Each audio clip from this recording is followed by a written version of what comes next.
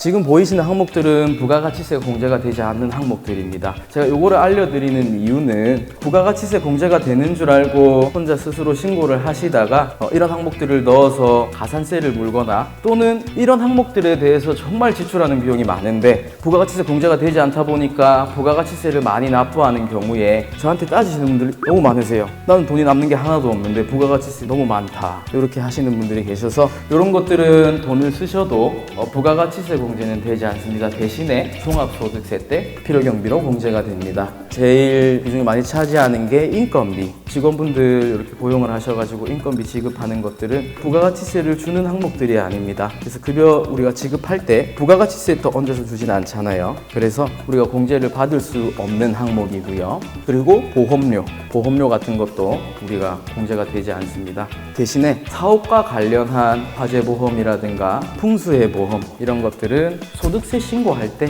필요경비로 공제가 됩니다. 그리고 대출이자, 우리가 사업을 위해서 처음에 돈이 좀 부족하다 이런 경우에는 대출을 받기도 하죠. 그런 경우에도 마찬가지로 우리가 부가가치세를 주지 않기 때문에 따로 공제받을 수 있는 항목은 없습니다. 대신에 사업소득 계산할 때 필요경비로 마찬가지로 인정이 되는 항목들이고요. 그리고 수도요금도 마찬가지로 부가가치세를 주는 항목이 아닙니다. 그리고 사장님 본인 식대나 임의용 헬스 같은 경우에는 부가가치세는 주는데 공제받을 수 없는 항목들이에요. 그 이유가 뭐냐? 내가 사업적으로 사용한 게 아니라는 거죠. 부가가치세건 소득세건 대원칙은 내가 사업적으로 사용한 그런 경비에 대해서 공제를 해주는 항목들인데, 사장님 본인 식대 같은 경우에는 사업적으로 사용한 거라기보다는 가사경비로 사용을 했고, 그리고 임의용 헬스, 미용실 우리가 헬스 갔던 본인을 가꾸기 위한 경비는 또 사업적으로 볼 수 없다. 그렇기 때문에 부가가치세 공제가 되지 않습니다. 그래서